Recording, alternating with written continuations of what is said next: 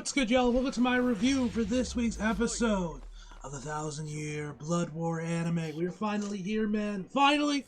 We are past the 2 weeks of hell of having to do double reviews for Hero and Bleach. Also, one other thing, guys. Sorry the reaction for the previous episode took so long to upload. I legitimately, amongst the chaos of everything going on, of course, you know it's October, so I'm binging hormones. Amongst the chaos of it all, I could just completely forgot to upload it. It wasn't until, like, yesterday or today that I realized, like, oh shit, Bleach is next week. Oh shit, I didn't post the reaction for the last episode yet. So yeah, man, sorry about that, guys. I didn't record a reaction to this episode, in case you guys are wondering. But yeah, hopefully whenever we do it next time we do a render, I'll make sure it comes out, you know, in a timely factor, not like a week later once the next episode has already come out. But yeah, sorry about that, guys, but that video took so long, man. Hopefully this review should be coming out. This review will actually come out on Saturday for once. I got no pay-per-views. I ain't got nothing to worry about today. Also, guys, one other last thing, guys. This will probably, God willing, if everything goes, you know, according to plan, this will be the final review I have to do in my room before I finally get my stuff moved into the basement or into one of the rooms of the basement, and I can finally start recording in my chair, on my desk, you know, and we're back to the old setup, ladies and gentlemen. Hopefully, if everything goes well, there might even be during this review. I'll start the review here. By the end of it, I'm done recording because we're moving boxes right now, moving stuff in storage to clear out that room to get it back up. There's a good chance that by the time the review I start to reach the end of the review of recording the review, I've already been moved back into that room and we're back in business, man. But yeah, I'm looking forward to that, ladies and gentlemen. And yeah, man. Either way, man, this episode is fucking fantastic, man. We focus a lot on Juichiro. We got his origins, about what was going on with him, as well as also the aftermath of the Soul King, man. Also, guys, one of the last things I forgot to mention real quick, Derek confirmed on his Twitter yesterday that the production of the dub Court 3 has officially begun. So hopefully we'll be getting the dub pretty soon. If I had to guess, probably early November is when the dub will start airing. So yeah, looking forward to the dub for Court 3 to finally start airing. But yeah, man, without further ado, let's just jump right into the actual episode. So we start the episode off with Juichiro now declaring that he will become the Soul King. And I have to say, the effects work on Mimihagi-sama, or Mimihagi-sama, like as everyone says it, so they are, everyone's like chanting this deity's name, Mimihagi-sama. Says if you want to play a drinking game and end up completely shit-faced, take a shot every time someone said Mimihagi-sama during this episode, you probably end up shit-faced very quickly. Anyway, so we start with, as I say, the effects work on Mimihagi, as it was like the shadows, the dark was coming off of Juichiro's body, looked absolutely fantastic. So everyone's kind of shocked by this, they're all wondering what the fuck is this black shit coming off of Juichiro's body. And he says, like, there's no time to explain that, and he just declares that he will become the new Soul King. So he derobes, man. He's like, he takes off his captain's coat. He takes off with the top part of his kimono. Now it's all just chilling underneath it, which no lie, man, looks fucking awesome. Like that, I don't know, man. Something about, you know, a kimono, about everything of a kimono just falling to the side, man. You're just sure, it just looks really badass to me. We saw this in the ED as well, which that, like, you guys don't remember, I mentioned in when I was reviewing the first episode of Court 3, that shot went hard, man. No, I just think this look just looks hella, like, super badass, man. Just my personal opinion. Anyway, enough me talking about Juichiro, not Juichiro's character design. So he pulls out his sword, and then he just starts chanting, Mimihagi-sama, Mimihagi-sama. Open the power of your eyes that you placed inside of my organs. Forsake my organs and open your eye. Mimihagi-sama, Mimihagi-sama. And then we transition over to his parents once again chanting about Mimihagi, telling him to save Juichiro, because I'm pretty sure I think it's been mentioned throughout the entire series that Juichiro has had some sort of illness, or he's sickly, or, you know, he's always had some issue with him. And I guess it was because, and to jump ahead a little bit, we find out later that Mimihagi, that even after all this stuff, even after the parents went through all this trouble of, you know, chanting Mimihagi's name, you know, forgiving, you know, offering them, sacrificing Juichiro's organs to, you know, to save Juichiro, it seems like Mimihagi-sama didn't actually, you know, fully complete the deal, because apparently, because they mentioned later on the episode, just to jump ahead a bit, that he still is sick. Like, yes, it fixed him enough to where he could live, but it didn't completely get rid of whatever disease or whatever was ailing him. Which I just think is funny, that you know, after all that, they were like, yeah, I'll fix it enough to where you can live, but I'm not gonna get rid of it, bruh, sorry. Stingy bastard, ain't he? But anyway, their parents, like I said, are chanting Mimi Hagi's name, trying to like fix Juishiro. He starts frothing at the mouth, and his mom is like rushes towards him to, save him. She starts crying. Her tears start to land on Juishiro, and she's like apologizing that she didn't bear him healthy. And he tells her not to cry. I guess the tear is enough for Mimi Hagi. So I'm like, all right, bro, I'm done. I've seen enough. And then we start to see water coming out of Mimi Hagi's eyes from the statue, fall down to the ground before the shadows completely envelops Juishiro. All this while you got that track playing in the background, which is also a nice track, man. That's also a really good track. But anyway, I also have to say the lighting here, man, and the backgrounds here, man, looked amazing. The lighting through this whole episode I thought looked really good. But I like the different colors they went with, where when we see Kid Juishiro with faced with Mimi Hagi, and they're on top of a body of water. The background has like various shades like purple and red and blue in there, man. It looked really nice. It looked really nice. But anyway, Juishiro approaches the statue.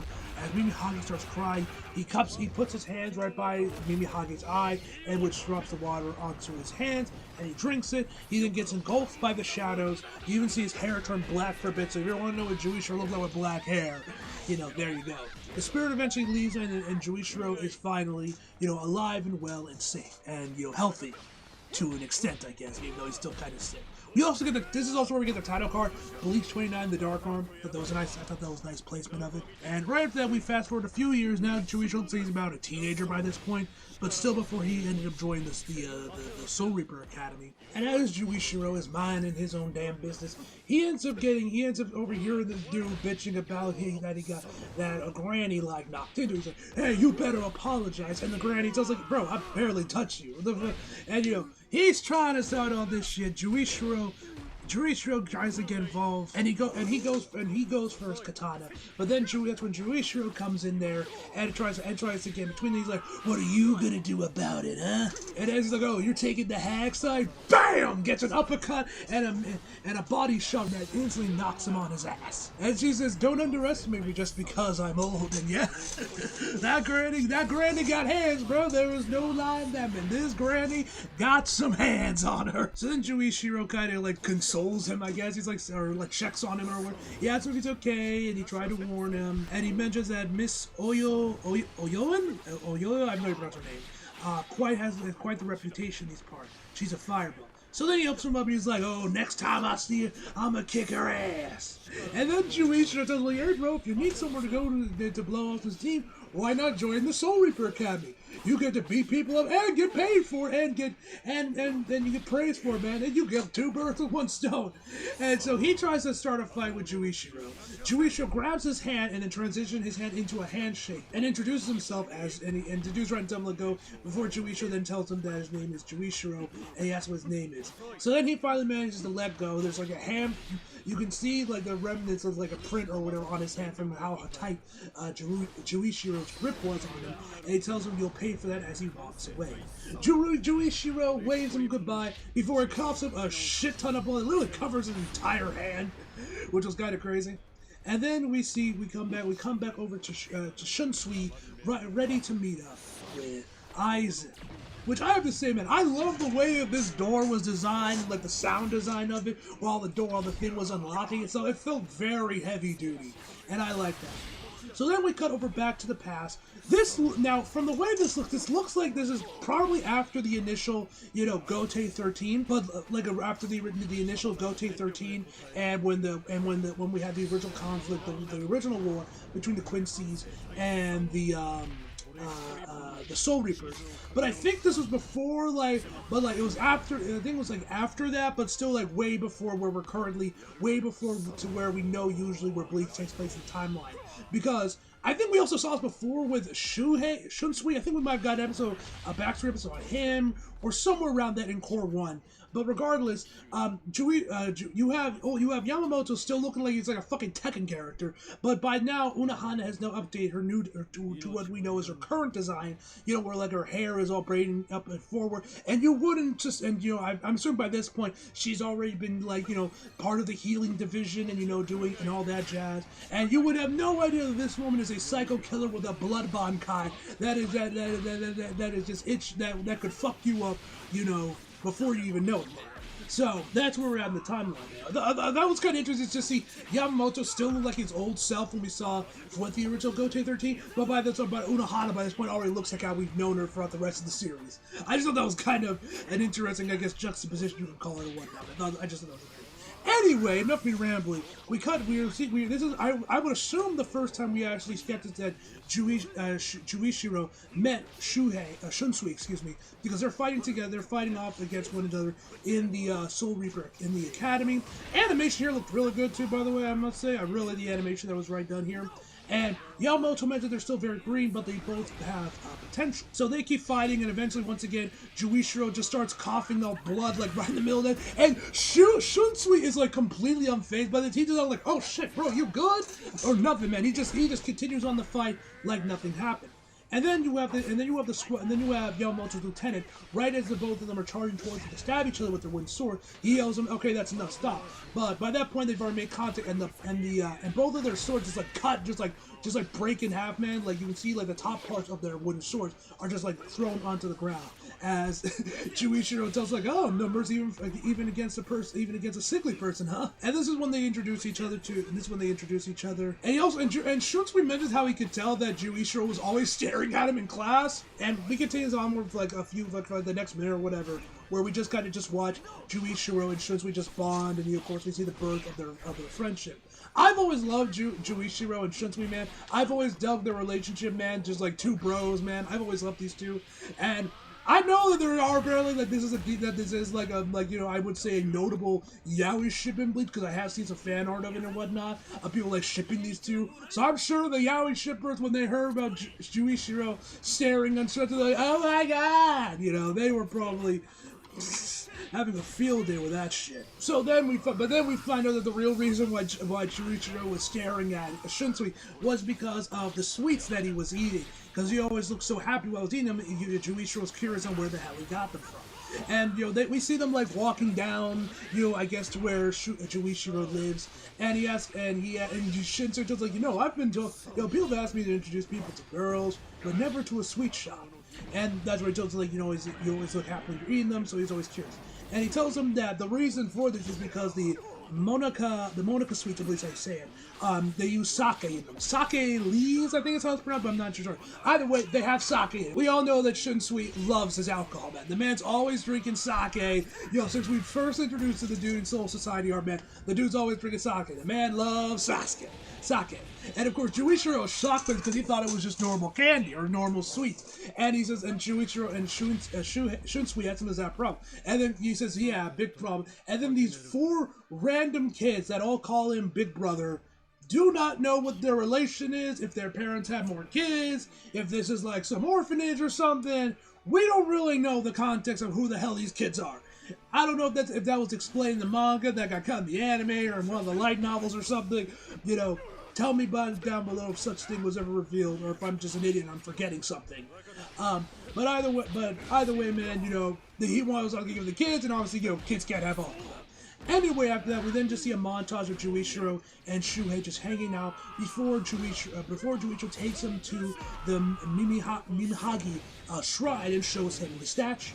And Shunsui is already familiar with Mimihagi, but due to there being rumors from some of the higher noble clans about that there was like the story that a part of the Soul King's palace was detached from him and fell from the heavens. So. And then he continues on where he thought it was all rumor, but after seeing statues, starting to believe that these are indeed true.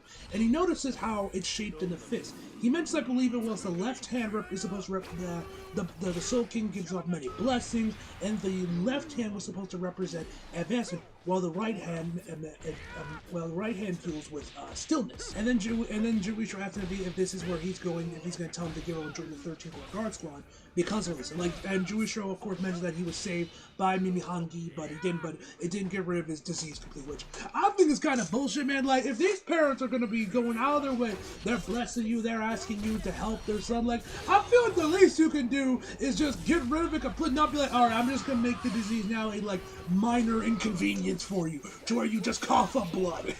like if you're gonna do it, at least don't go halfway, man. Do the freaking job and get rid of his disease. I'm just saying, bro. Got a bullshit that Mimi Hangi was just like, nah, I'm only gonna go halfway with it.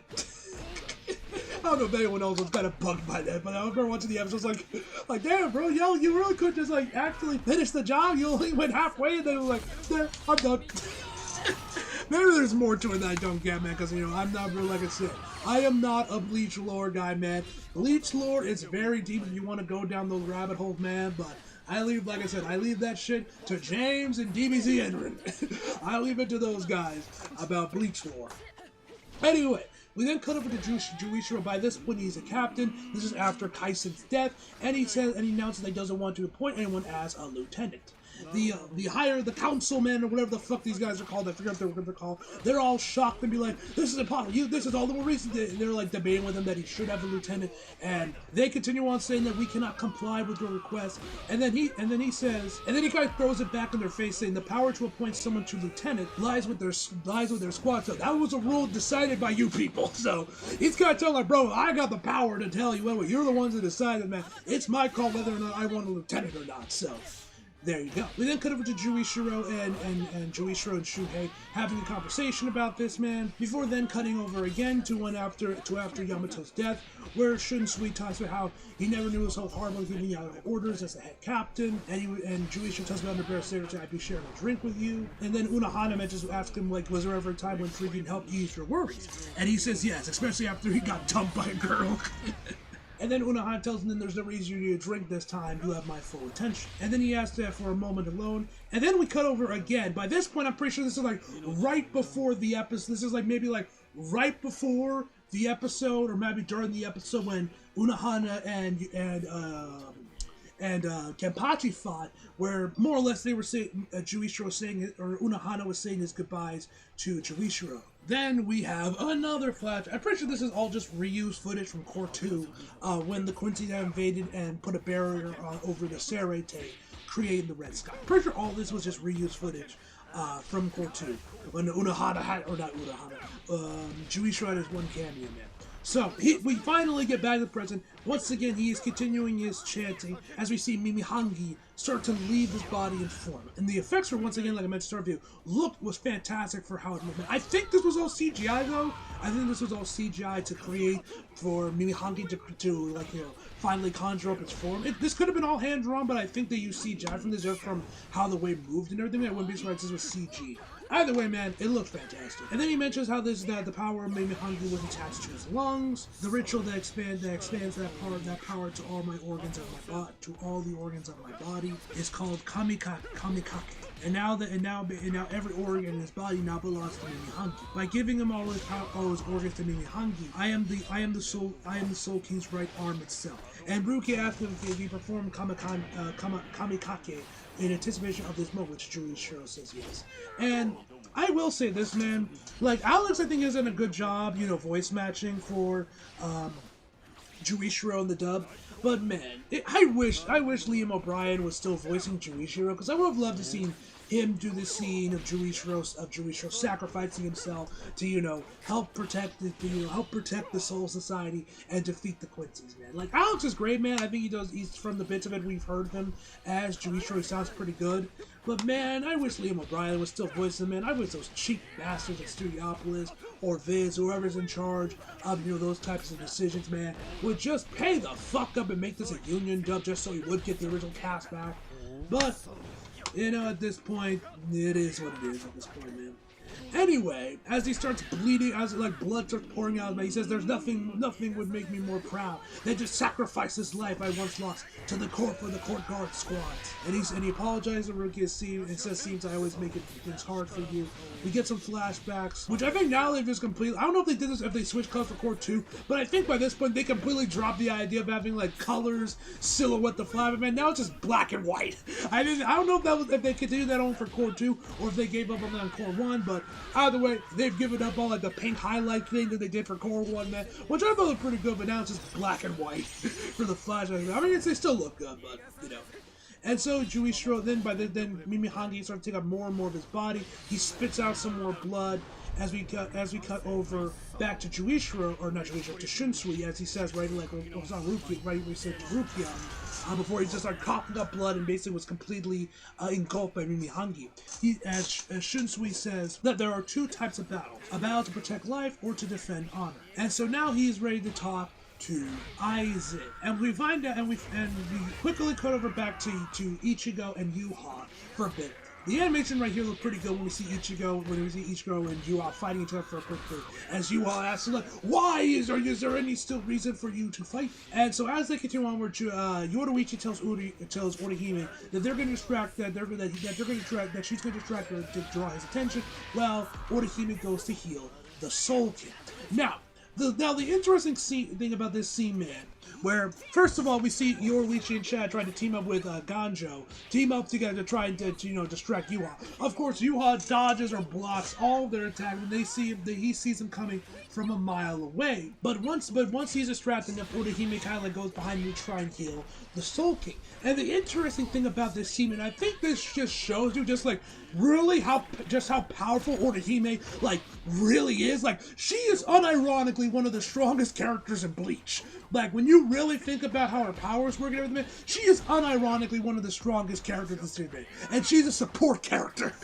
She is not on the front lines of battle. She is there to support her team, to heal them, but she is low-key one of the most OP characters in the entire series. Because if you actually pay attention, you could see for a brief moment she was able to heal up the Soul King and bring the two pieces of them together and reform them before then it shatters. Now, at first I thought this shows just, Orihime may be powerful, but she's just not powerful. But I'm like, of course, she cannot revive the Soul King. But the interesting thing, and I saw a tweet about this after I finished up the episode when I was scrolling through Twitter right before I started recording, was someone mentioned that Orihime would have been in fact able to heal if it wasn't for a causality. When I went deeper on this tweet to figure out how Orihime's powers truly work. And basically how Orihime's power works is that she is causality manipulation, and the Soul King is resistant to that, so thereby she could have healed, but it'd be due to the fact that he has a causality, that just means he's not being resistant to Orihime's powers. It didn't work and it shattered. Otherwise, if the Soul King did not have these powers of causality, Orihime could have saved and healed up the Soul King, which is kind of nuts when you think about it. Like I said, man, if you really get down and dirty the Bleach lore, man, you really pay attention, Orihime is low-key one of the most powerful characters in Bleach. And I just think that's awesome that Best Girl is so strong. You love to see it. Anyway, Yuha starts talking shit about, like, do you really think a mere human can bring back the Soul King? And he says the Soul King can no longer be resurrected. And just as we start to see the color from the Soul King's like crystal things start to fade completely, we see that Juishiro now, like I mentioned before, gets completely engulfed by Mimihangi. And is now turned into, and like the Mimihangi's hand now basically is like wrapped around the Soul King's crystal, and thereby making Juishiro the new Soul King, at least temporarily, to stop the tremors, as Urahara says that it's trying to stop. So now he is the Soul King, or at least a temporary Soul King for the time being. How long will this last? We don't know. But he is now, but now Juishiro is now effectively the Soul King. We find out that Yuha did not see this future. He was not able to foresee this future of Urahara. I don't keep saying Urahara. Juishiro becoming the new Soul King. So I'm definitely interested to see where this is going to be heading, man, and all that jazz. But anyway, we head back over to Shunsui as he